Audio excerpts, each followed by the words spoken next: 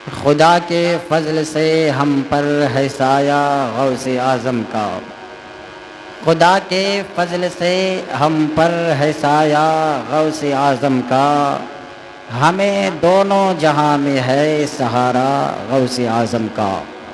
اور مریدی لا تخف کہہ کر تسلی دی غلاموں کو، مریدی لا تخف کہہ کر تسلی دی غلاموں کو، قیامت تک رہے بے خوف بندہ غوث اعظم کا، قیامت تک رہے بے خوف بندہ غوث اعظم کا۔ حضرات، یہ ماہ ربیع الاخر چل رہا ہے اور اسی مہینے کے 11 تاریخ کو سیدنا سرکار غوث اعظم رضی اللہ تعالی عنہ کی بارگاہ میں کثرت کے ساتھ دیوان خراج عقیدت پیش کرتے ہیں۔ یوں تو یہ پورا مہینہ لوگ سیدنا سرکار غوث اعظم رضی اللہ تعالی عنہ کی محبت کا اظہار کرتے ہیں، اور یہی ہونا بھی چاہیے۔ اللہ تبارک و تعالی نے اولیاء اللہ کا مقام اتنا بلند کیا، اتنا بلند کیا، سرور کائنات صلی اللہ تعالی علیہ وسلم ارشاد فرماتے ہیں، قیامت کے دن بعض بندے ایسے ہوں گے جو نہ نبی ہوں گے نہ شہید، مگر ان کے مرتبے کو دیکھ کر، ان کے رتبے کو دیکھ کر کے انبیاء بھی اور شہداء بھی ان کی تعریف کریں گے، رشک کریں گے، ان کی حوصلہ افزائی کریں گے، تحسین کریں گے، مگر وہ نہ نبی ہوں گے نہ شہید۔ حضرت عمر بن خطاب رضی اللہ تعالی عنہ اس حدیث پاک کی راوی ہیں۔ صحابہ کرام عرض کرتے، یا رسول اللہ علیہ السلام، وہ کون لوگ ہوں گے جن کے مرتبے کو دیکھ کر کے انبیاء بھی اور شہداء بھی رشک کریں گے؟ وہ کون لوگ ہوں گے؟ آخر وہ کن لوگوں کی جماعت ہوگی جن کا مرتبہ اتنا بلند و بالا، جن کا رتبہ اتنا رفع و اعلیٰ کہ انبیاء اور شہداء بھی رشک کریں گے؟ سرور کائنات صلی اللہ تعالی علیہ وسلم ارشاد فرماتے ہیں کہ وہ جماعت اولیاء اللہ کی ہوگی۔ سبحان اللہ، وہ کوئی اور نہیں، وہ اولیاء کی جماعت ہوگی، اور وہ ایک دوسرے سے محبت بھی کرتے ہوں گے تو اللہ کی رضا کے لیے۔ سبحان اللہ، یعنی ایک دوسرے سے محبت بھی وہ کریں گے تو اللہ کی رضا کے لیے، کسی مال و دولت کی لالچ میں نہیں، پراپرٹی کی لالچ میں نہیں۔ ان کا کھانا پینا، اٹھنا بیٹھنا، سونا جاگنا سب اللہ کی رضا کے لیے ہوگا ہی، دوسرے سے محبت بھی کریں گے تو وہ بھی اللہ کی رضا کے لیے۔ سرور کائنات صلی اللہ تعالی علیہ وسلم ارشاد فرماتی ہیں، قیامت کے دن جب لوگ خوف زدہ ہوں گے انہیں کوئی خوف نہیں ہوگا، جب لوگ غم زدہ ہوں گے انہیں کوئی غم نہیں ہوگا۔ اس کے بعد میرے آقا اسی آیت کریمہ کی تلاوت فرماتے ہیں، الا ان اولیاء اللہ لا خوف علیہم ولا هم یحزنون، بے شک اللہ کے ولیوں پر نہ کوئی خوف ہے نہ کوئی غم۔ اور ہو بھی کیسے؟ آج اگر دنیا میں کوئی کسی نیتا کا دوست بن جاتا ہے تو وہ سینہ تان کر محلے میں چلتا ہے، ایسا لگتا ہے کہ وزیر اعظم یہی ہے۔ اگر کوئی کسی لیڈر سے دوستی کر لیتا ہے، اگر کوئی کسی لیڈر کی چمچا گیری کرتا ہے تو وہ محلے میں اپنا روب و دبدبا اس طرح دکھاتا ہے، لگتا ہے یہی لیڈر ہے، یہی نیتا ہے۔ تو دنیا دار سے کوئی محبت کرے، دنیا دار سے کوئی دوستی کرے، کسی ڈاکٹر سے کوئی دوستی کرے، کسی انجینئر سے کوئی دوستی کرے، کسی لیڈر پروفیسر کسی کمشنر سے کوئی دوستی کرے، تو ان دنیا داروں کا جو دوست بن جاتا ہے اس کا سینہ 56 انچ چوڑا ہو جاتا ہے، حالانکہ چاہے دیکھنے میں اس کے جسم میں صرف ہڈی ہی دکھائی دے، مگر سینہ 56 انچ سے زیادہ چوڑا کر لیتا ہے کہ میں فلاں لیڈر کا دوست ہوں، میں فلاں نیتا کا دوست ہوں، میں فلاں کمشنر کا دوست ہوں۔ تو جو اللہ کا دوست ہوگا اس کو کسی کا خوف کیسے ہوگا؟ اور جب پروردگار نے مہر لگا دیا کہ اولیاء اللہ جو ہے جو میرے دوست ہے، تو نہ دنیا میں اس کو کسی چیز کا خوف ہے نہ آخرت میں کسی چیز کا غم ہوگا، کیونکہ وہ میرے دوست ہیں۔ اور خود پروردگار فرماتا ہے کہ جو میرے دوست سے دشمنی کرتا ہے میں اس سے اعلان جنگ کرتا ہوں، میں اس سے اعلان جنگ کرتا ہوں۔ اولیاء اللہ سے جو دشمنی کرتے ہیں پروردگار فرماتا ہے میں اس سے اعلان جنگ کرتا ہوں۔ یہیں سے پتہ چلا کہ جو اولیاء اللہ کے دشمن ہیں وہ خدا کے بھی دشمن ہیں، اور جس کے اندر اتنی طاقت ہے کہ خدا سے لڑائی لے، پروردگار اعلان کر رہا ہے کہ جو میرے ولی سے دشمنی کرتا ہے میں اس سے اعلان جنگ کرتا ہوں۔ یہیں سے یہ بھی ثابت ہو گیا کہ جو اولیاء اللہ کے دشمن ہیں اس سے دشمنی کرنا خدا کی سنت ہے۔ جو غوث اعظم کے دشمن ہے اس سے دشمنی کرنا خدا کی سنت ہے۔ جو غریب نواز کو نہیں مانتا ہے اس سے دشمنی کرنا خدا کی سنت ہے۔ جو حاجی علی کو نہیں مانتا ہو اس سے دشمنی کرنا خدا کی سنت ہے۔ جو حاجی ملنگ کو نہیں مانتا ہو اس سے دشمنی کرنا خدا کی سنت ہے۔ جو حضور مفتی اعظم کو نہیں مانتا ہو اس سے دشمنی کرنا خدا کی سنت ہے۔ جو اعلیٰ حضرت کو نہیں مانتا ہو اس سے دشمنی کرنا خدا کی سنت ہے۔ جو مخدوم ماہیمی کو نہیں مانتا ہو اس سے دشمنی کرنا خدا کی سنت ہے۔ جو مخدوم کے چھوچا کو نہیں مانتا ہو اس سے دشمنی کرنا خدا کی سنت ہے۔ جو مخدوم بہاری کو نہیں مانتا ہو، جو مخدوم ممرا کو نہیں مانتا ہو، ارے جو اولیاء اللہ کو نہیں مانتا ہو وہ خدا کا دشمن ہے، اور اس سے دشمنی کرنا خدا کی سنت ہے، کہ خود خدا فرما رہا ہے میرے اولیاء اللہ سے جو دشمنی کرتے ہیں میں اس سے اعلان جنگ کرتا ہوں۔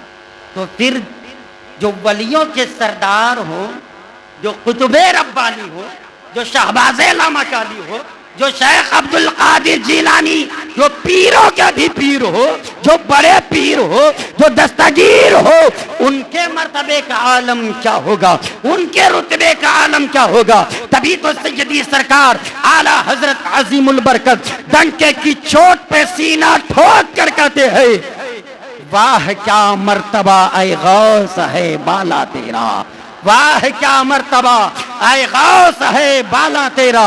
اونچے اونچوں کے سروں سے، جو اونچے اونچے ہستی ہیں ان کے سروں سے قدم آپ کا اعلیٰ ہے، اونچے اونچوں کے سروں سے قدم اعلیٰ تیرا۔ اور سر بھلا کیا کوئی جانے کہ ہے کیسا تیرا، آپ کے سر تک کوئی کیا پہنچ پائے گا، سر بھلا کیا کوئی جانے کہ ہے کیسا تیرا۔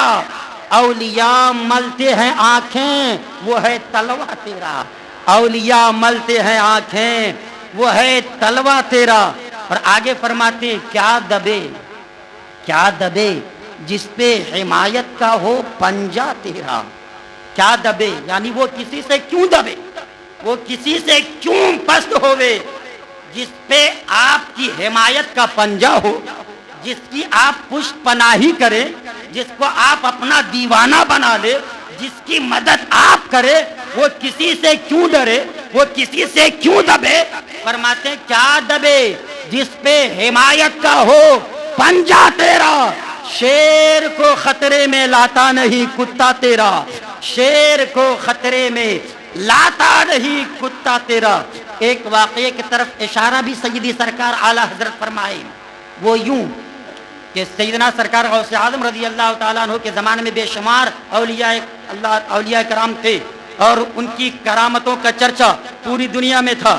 ایک اللہ کے ولی تھے، اتنے پاورفل ولی تھے، وہ شیر پہ سواری کرتے تھے، وہ شیر پہ سوار ہو کر کے کہیں جانا ہوتا تھا تو وہ جاتے تھے۔ ایک مرتبہ ارادہ کیے کہ بغداد کی طرف میں جاتا ہوں، غوث اعظم سے ملاقات کرنے کے لیے جاتا ہوں۔ جیسے ہی شہر بغداد پہنچنے کے قریب تھے انہوں نے اپنے خادموں سے کہا کہ جا کر کے عبد القادر سے کہہ دو، جا کر کے غوث اعظم سے کہہ دو کہ میں شیر پہ سوار ہو کر کے آ رہا ہوں، میرے شیر کے لیے غذا کا انتظام کر دے، یعنی میرے شیر کے لیے کھانے کا انتظام کر دے۔ سیدنا سرکار غوث اعظم کی بارگاہ میں جب وہ غلام پہنچتا ہے اور جب یہ جملہ کہتا ہے کہ فلاں ولی آپ سے ملاقات کرنے کے لیے آ رہے ہیں، شیر پہ سوار ہو کر کے آ رہی ہے، اپنے شیر کے لیے کھانے کا انتظام آپ کو کرنے کے لیے کہا ہے، آپ فرماتے کیوں نہیں، وہ میرے مہمان بن کے آ رہی ہے، میں ان کے کھانے کا بھی انتظام کروں گا، اور جس سواری پہ وہ سوار ہو کر کے آ رہی ہے ان کی سواری کے بھی کھانے کا انتظام میں کروں گا۔ سیدنا سرکار غوث اعظم فرماتے ٹھیک ہے ایک گائے کا انتظام کر دو، تندرست فرما موٹی چوڑی گائے کا انتظام کر دو۔ غلاموں نے انتظام کیا۔ سیدنا سرکار غوث اعظم کی بارگاہ میں جیسے ہی وہ اللہ کے ولی پہنچے، شیر سے اترے، سیدنا سرکار غوث اعظم اپنے غلاموں سے فرمائے کہ ان کی سواری کے لیے جو کھانے کا انتظام کیا گیا ہے اس گائے کو شیر کے آگے کر دیا جائے۔ غلاموں نے اس گائے کو شیر کے آگے کیا۔ ادھر سیدنا سرکار غوث اعظم کی بارگاہ میں پلنے والا ایک کتا، اس کتے پہ ہزاروں جانیں قربان، اس کتے کے طرف سیدنا سرکار غوث اعظم نے اشارہ کیا کہ یہ بزرگ آئے ہیں اپنا پاور دکھاتے ہوئے، اپنی طاقت و قوت دکھاتے ہوئے، تو بھی اپنی طاقت دکھا دے، تو بھی اپنا پاور دکھا دے، تو بھی اپنی قوت دکھا دے۔ ادھر شیر اپنے منہ کو پھاڑتے ہوئے گائے کے اوپر حملہ کرنے والا تھا۔ تاریخ گواہ ہے غوث اعظم کی بارگاہ میں پلنے والے کتے نے اس خونخوار شیر پہ ایسا حملہ کیا ہے، پل بھر میں شیر کے دونوں جبڑے کو پھاڑ کر رکھ دیا۔ بریلی کے تاجدار پکار اٹھے، کیا دبے جس پہ حمایت کا ہو، پنجہ تیرا شیر کو خطرے میں لاتا نہیں کتا تیرا۔ جب آپ کی بارگاہ میں پلنے والا کتا خونخوار شیر سے نہیں ڈرا تو ہم تو غوث اعظم کے دیوانے ہیں۔ ہزاروں بھونکنے والے شیروں کے جبڑے کو ہم پھاڑ کر رکھ دیں گے، مگر یہ برداشت نہیں کریں گے کہ کوئی غوث اعظم کی شان میں بھوکے، کوئی مصطفیٰ کی شان میں بھوکے، کوئی غریب نواز کی شان میں بھوکے۔ ہماری پشت پناہی بغداد کی دھرتی سے غوث اعظم فرما رہے ہیں اور یہ اشارہ دے رہے ہیں تمہیں ڈرنے کی ضرورت نہیں، کل بھی تم کامیاب تھے، صبح قیامت تک تم ہی کامیاب رہے۔ وہ غوث اعظم کا مرتبہ اتنا بلند و بالا، اتنا عرفہ و اعلیٰ، اور کیوں نہ ہو واقعہ سناؤں گا تو کافی وقت لگ جائے گا۔ ذرا آپ کے گھر کے ماحول کا جائزہ آپ لے لیں کہ آپ کے گھر کا ماحول کتنا پیارا تھا، اور آپ یہ بھی نصیحت حاصل کریں گے کہ ہمارے گھر کا ماحول کیسا ہے نا۔ آفاق بھائی، آپ کو میں مبارکبادی پیش کر رہا ہوں، اتنی دور سے آپ اول وقت میں یہاں تک کہ مجھ سے بھی پہلے آپ پہنچ جا رہے ہیں، اور حیرت ہو رہی ہے یہاں والوں کی کہ یہ لوگ آخر وقت میں آتے ہیں کہ سنت پڑھ کر صرف جماعت مجھے ملے، کچھ سننا نہ پڑے، بیٹھنا نہ پڑے۔ اور یہ جذبہ، یہ حوصلہ اگر آپ کا سلامت رہا، آنے والی نسلیں آپ کو یاد کرے گی کہ ہمارے باپ دادا اول وقت میں چلے جاتے تھے، ہم بھی جمعے کے دن اول وقت میں مسجد جائیں گے۔ سیدنا سرکار غوث اعظم کے والد گرامی، آپ ایک معمولی خطا، وہ بھی ان کی نظر میں خطا، دریا کے کنارے ریاضت و مجاہدہ کرتے ہوئے آپ ٹہل رہے تھے، ایک سیب آپ کو دریا کے پانی میں بہتا ہوا نظر آیا، بڑا سرخ سرخ۔ جب سیب پہ نظر پڑتی ہے تو منہ میں پانی آ جاتا ہے۔ آپ نے ہاتھ بڑھایا، اس سیب کو اٹھایا، خوشبو بڑی پیاری، بھوک تو لگی تھی، سیب آپ نے کھا لیا۔ کھانے کے بعد دل میں خیال آیا کوئی نہ کوئی مالک ہوگا نا اس سیب کا، کسی نہ کسی ملکیت میں یہ باغیچے سے جو سیب آیا ہے اس باغیچے کا کوئی نہ کوئی مالک ہوگا، پھر اس کی اجازت کے بغیر ہم نے سیب کھا لیا ہے، کیوں نہ چل کر پتہ لگاؤں اور اس سے معافی طلب کروں۔ یہ ہے غوث اعظم کے والد گرامی کا تقوی، پرہیزگاری۔ آج ہمارا مزاج کیا ہے؟ کتنے لوگوں کے مال کو ہم نے ہڑپ لیا، اسے پتہ بھی نہ چلنے دیا، کتنے لوگوں کے پیسے کو ہم نے برباد کر لیا، کھا لیا، اسے پتہ بھی نہ چلنے دیا۔ ایک معمولی غلطی، چلے ہیں، چلتے چلتے ایک باغیچہ نظر آیا۔ جب اس باغیچے میں آپ داخل ہوئے، آپ نے کیا دیکھا؟ اس باغیچے کے کچھ ٹہنی جو ہے دریا کے کنارے جھکے ہوئے ہیں اور اس میں اسی رنگ کے سیب بہت سارے لگے ہوئے ہیں. آپ سمجھ جاتے کہ اسی درخت کے سیب دریا میں گرتے ہیں. آپ جب اندر گئے اس باغ میں دیکھا ایک بزرگ وہاں پہ آرام فرما ہے. آپ ان کی بارگاہ میں جاتے ہیں, کہتے بغیر آپ کی اجازت کے ہم نے آپ کا ایک سیب کھا لیا, دریا میں بہتے ہوئے جا رہا تھا, آپ مجھے معاف فرما دیں. اس بزرگ نے جب نگاہ اٹھائی ہے تو وہ بھی اللہ کے ولی تھے. سبحان اللہ. فوراً آپ نے جانچ لیا کہ یہ بچہ, یہ لڑکا کہاں تک پہنچے گا. آپ فرماتے یوں ہی نہیں معاف کروں گا, پہلے آپ کو میرے باغیچے کی رکھوالی کرنی پڑے گی, میری غلامی کرنی پڑے گی. آپ فرماتے ٹھیک ہے میں تیار ہوں. اب باغیچے کی رکھوالی کر رہی ہے. کئی سال تک باغیچے کی رکھوالی کیے. ایک روایت میں ہے 12 سال تک رکھوالی کیے. بہرحال جو مقرر ہوتا ہے اتنے دن تک آپ باغیچے کی رکھوالی کرتے ہیں. اس کے بعد عرض کرتے حضور آپ نے جو وقت طے کیا تھا وہ وقت پورا ہو گیا, کیا میری غلطی اب معاف ہو گئی, میں جا سکتا ہوں؟ آپ فرماتے نہیں, ایک اور تمہیں ایک بات اور ماننی پڑے گی. عرض کرتے کون سی بات؟ فرماتے میری ایک بیٹی ہے جو آنکھ سے معذور ہے, جو اندھی ہے, گونگی ہے, لوجی ہے, لنگڑی ہے, اس سے تمہیں نکاح کرنا پڑے گا, اس سے تمہیں شادی کرنی پڑے گی.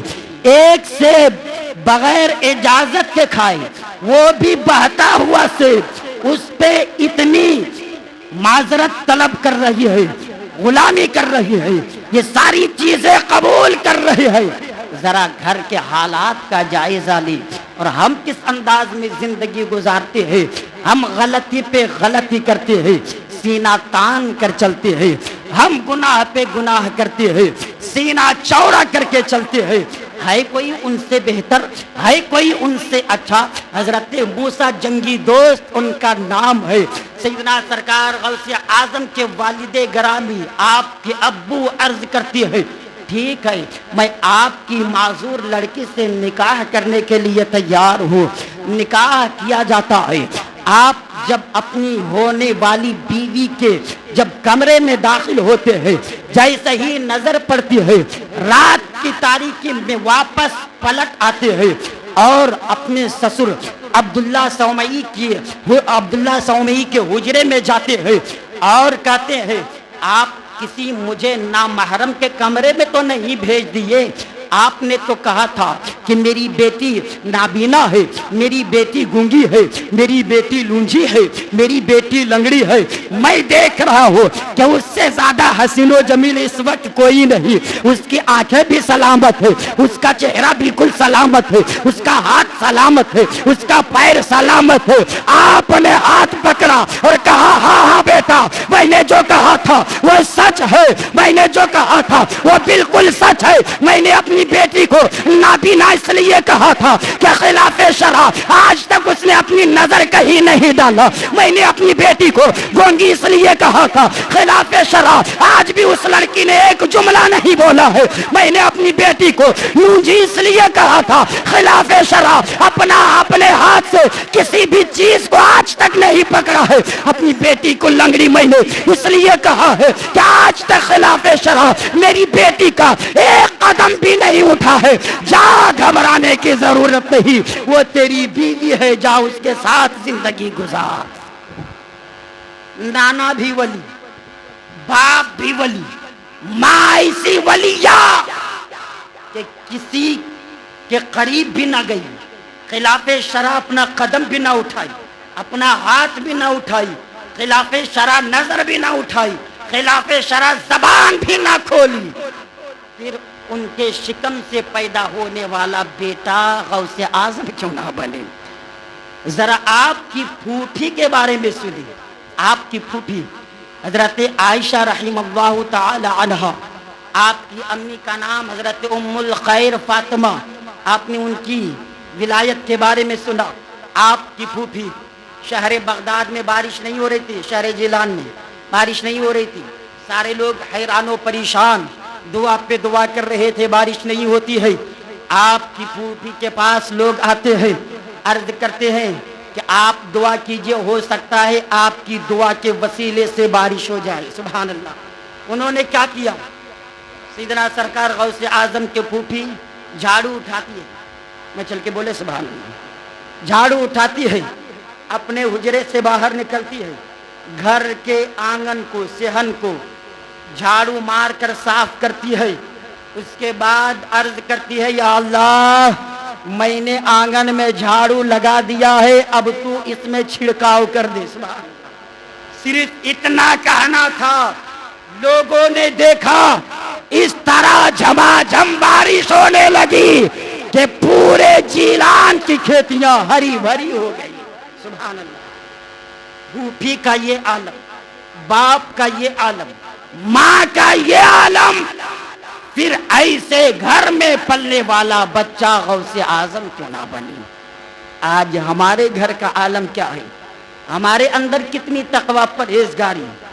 बाप है तो उसके हाथ में अलग मोबाइल, माँ है तो उसके हाथ में अलग मोबाइल, बाप अलग सीरियल में यूट्यूब में बिजी है, माँ अलग बिजी है।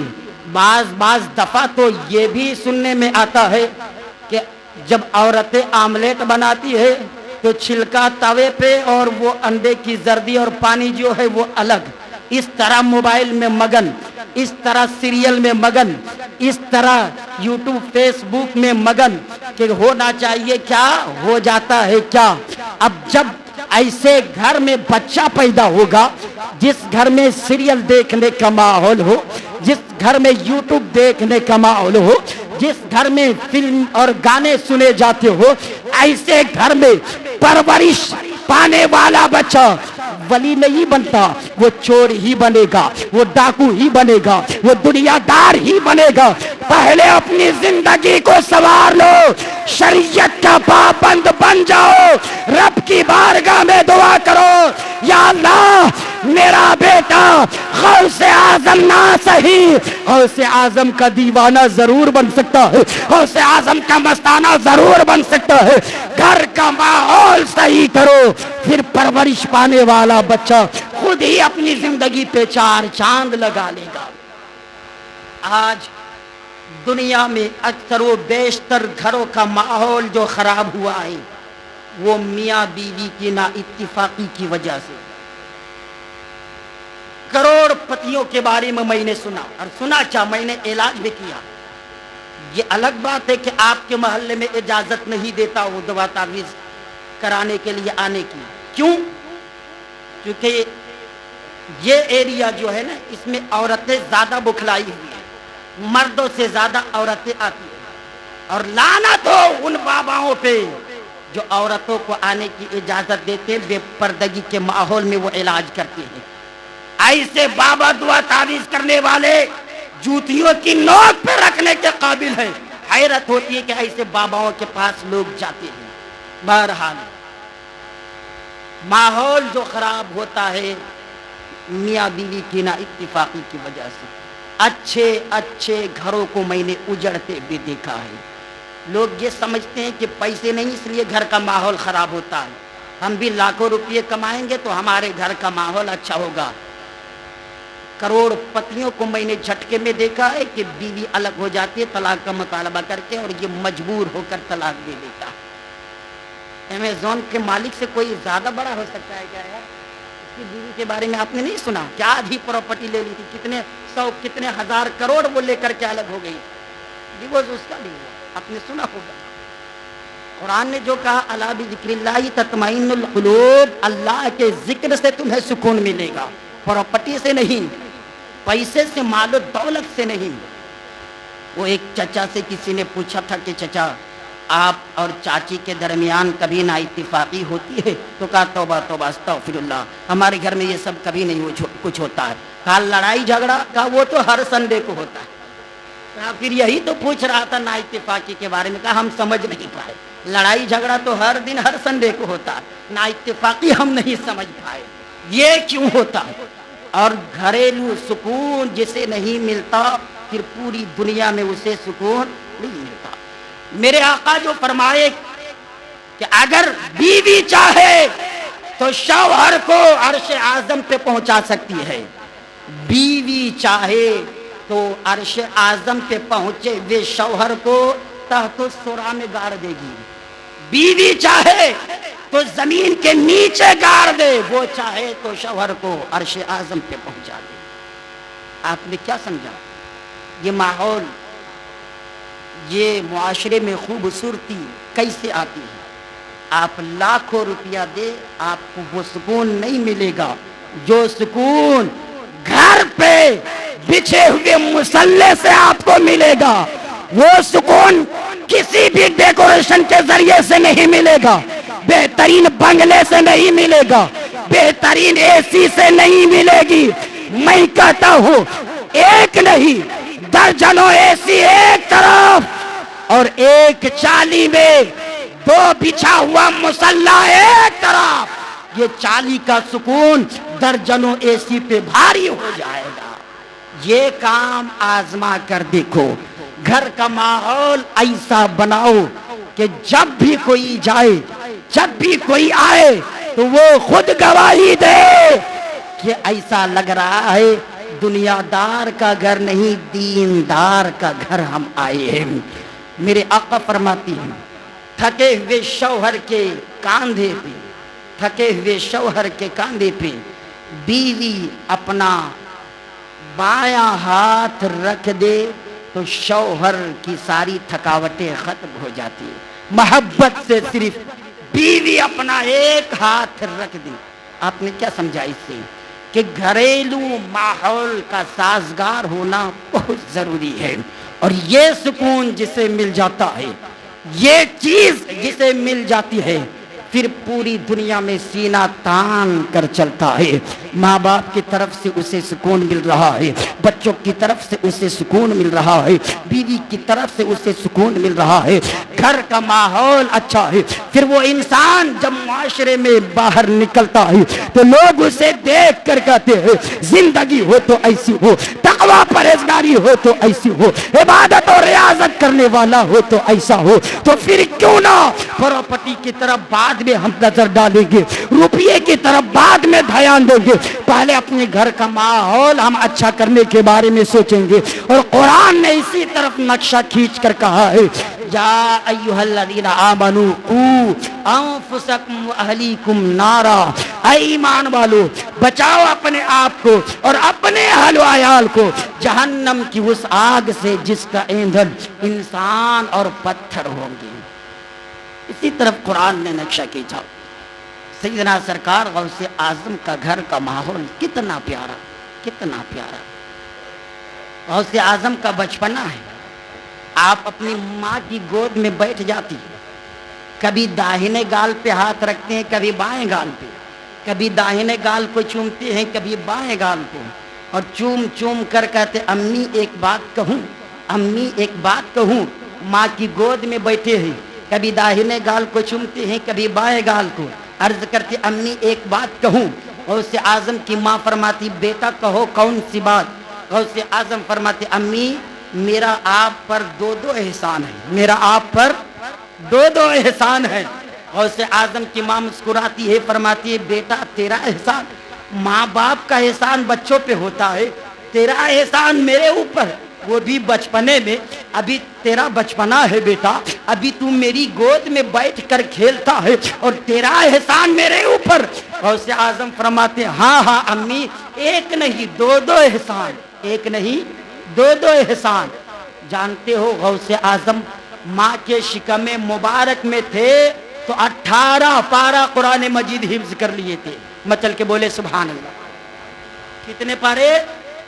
18 پارہ، 18 پارے کے حافظ ماں کے شکم مبارک میں جب تھے تو ہی بن گئے تھے۔ کیسے؟ کیسے؟ ان کی ماں اتنی کثرت سے قرآن کی تلاوت کرتی تھی کہ سن سن کے 18 پارہ کے حافظ بن گئے۔ اور ایک روایت میں یہ ہے کہ آپ کی ماں بھی 18 پارہ کی حافظہ تھی، اس لیے آپ بھی ماں کے شکم مبارک میں 18 پارہ حفظ کر لیے تھے۔ کسی بزرگ نے کہا تھا کہ عورتیں جب ذکر و اذکار میں مبتلا ہو کر کے جب کھانا بناتی ہے تو ایسا کھانا کھانے میں الگ ہی مزہ ملتا ہے.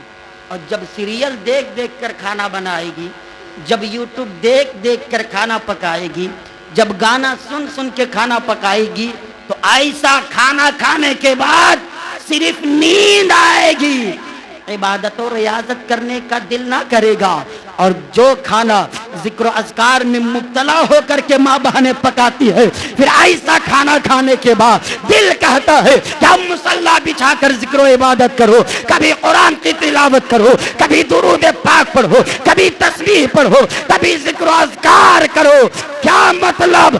کھانا اگر جسم میں صحیح پہنچے گا تو ہی عبادت و ریاضت میں مزہ ملے گا. اور کھانا اگر جسم میں، غذا اگر جسم میں صحیح نہیں پہنچے گا تو دن بدن غفلت کی طرف انسان بڑھتا جائے گا. غوث اعظم کی ماں کتنی کثرت سے قرآن کی تلاوت کرتی ہوگی، کیا 18 پارہ ماں کے شکم مبارک میں ہی سن سن کے آپ نے یاد کر لیا.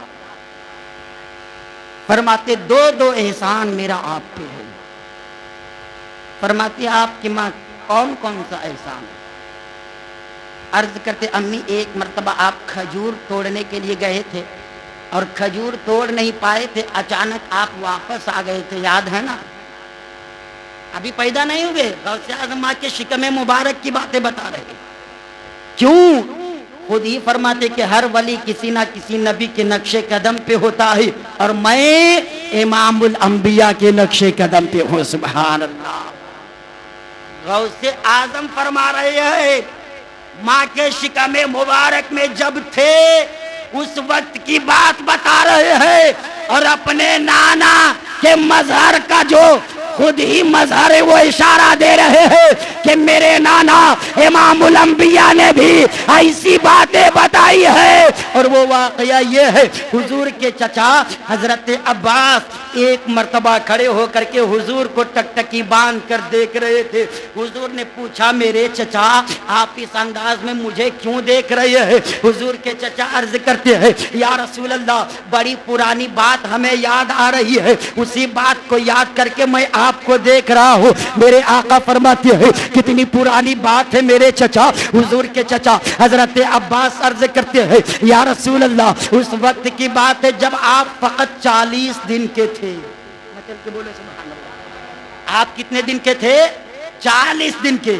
نبیوں کے نبی، رسولوں کے رسول 40 دن کے ہیں. حضور کے چچا عرض کرتے یا رسول اللہ آپ فقط 40 دن کے تھے، اس وقت کی بات ہے. حضور فرماتے کون سی بات؟ عرض کرتے یا رسول اللہ آپ 40 دن کے تھے، جھولے میں لیٹے ہوئے تھے، رات کا وقت تھا، 14ویں کا چاند آسمان میں چمک رہا تھا. یا رسول اللہ اچانک میں نے کیا دیکھا؟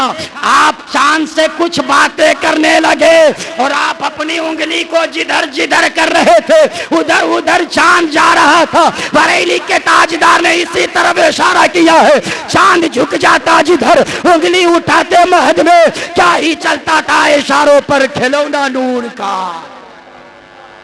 یا رسول اللہ میں ابھی تک نہیں سمجھ پا رہا ہوں کہ 40 دن کے آپ تھے تو چاند سے کیا باتیں کر رہے تھے؟ 40 دن کا بچہ تو بھولا نہیں کرتا نا. تو میرے آقا مسکراتے ہیں فرماتے ہیں چچا میں بتاؤں کیا باتیں کر رہا تھا؟ سبحان اللہ. غوث اعظم اشارہ دے رہے ہیں کہ میں نانا جان کا مظہر بن کے آیا ہوں. میرے نانا کا بھی بچپنا دیکھو، میرا بھی بچپنا دیکھو. فرماتے میرے نانا نے کہا تھا چچا میں بتاؤں کہ کیا باتیں کر رہا تھا؟ حضور کے چچا عرض کرتے یا رسول اللہ آپ تو 40 دن کے تھے، آپ کو وہ باتیں یاد ہیں؟ تب میرے آقا نے فرمایا تھا میرے چچا میں جب ماں کے شکم مبارک میں تھا اس وقت کی ساری باتیں مجھے یاد ہے، اور اس وقت بھی لوح و قلم کی آواز کو میں سنتا تھا. میں بتاؤں چچا کہ کیا باتیں کر رہا تھا؟ ہاں یا رسول اللہ بتا دیجئے. حضور فرماتے ہیں چچا جھولے کی رسی سے میرا پیر الجھ گیا تھا، میں رونے ہی والا تھا، اتنے میں چاند آ گیا اور کہا یا رسول اللہ آپ جانے کائنات ہے نا، آپ روح کائنات ہے. یا رسول اللہ آپ روئیے نہیں، آپ روئیں گے پوری کائنات بے چین ہو جائے گی.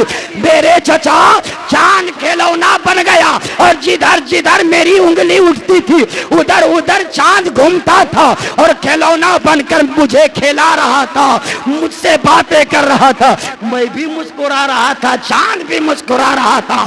چاند جھک جاتا جدھر، انگلی اٹھاتے مہد میں کیا ہی چلتا تھا اشاروں پر کھلونا نور کا۔ غوث اعظم فرماتے ہیں امی یاد ہے نا واقعہ، آپ واپس آ گئے تھے؟ فرماتی ہاں بیٹا یاد ہے، مگر تجھے کیسے پتا، تو میرے پیٹ میں تھا۔ فرماتے امی ماں آپ کے پیٹ میں جب میں تھا، آپ کے شکم مبارک میں جب میں تھا، اس وقت کی ساری باتیں ہمیں یاد ہے۔ سبحان اللہ۔ فرماتے امی اس کھجور کے گچھے میں بہت زہریلا سانپ تھا، اگر آپ ہاتھ بڑھاتے وہ کاٹتا، اس کا زہر آپ کے جسم میں پہنچتا، آپ پریشان ہوتے، ہلاک ہونے کا اندیشہ تھا۔ میں نے دیکھ لیا تھا آپ کے پیٹ میں، میں نے حرکت شروع کیا، آپ کو درد ہوا، آپ بیٹھ گئے، اور وہیں سے آپ واپس آ گئی۔ آپ نے کھجور کا گچھے پہ ہاتھ آپ کا نہیں لگا، آپ کو میں نے سانپ سے بچایا ہے امی، یہ میرا احسان آپ پہ ہے۔ فرماتی بیٹا دوسرا احسان کون سا، وہ بھی بتا دو، انشاءاللہ کبھی دوبارہ موقع ملے گا تو میں بتاؤں گا، ایک پروگرام رکھوں گا سیدنا سرکار غوث اعظم کی محبت میں۔ ابھی وقت ہو گیا ہے، گفتگو یہیں پہ ختم کرتا ہوں۔ وآخر دعوانا ان الحمدللہ رب العالمین۔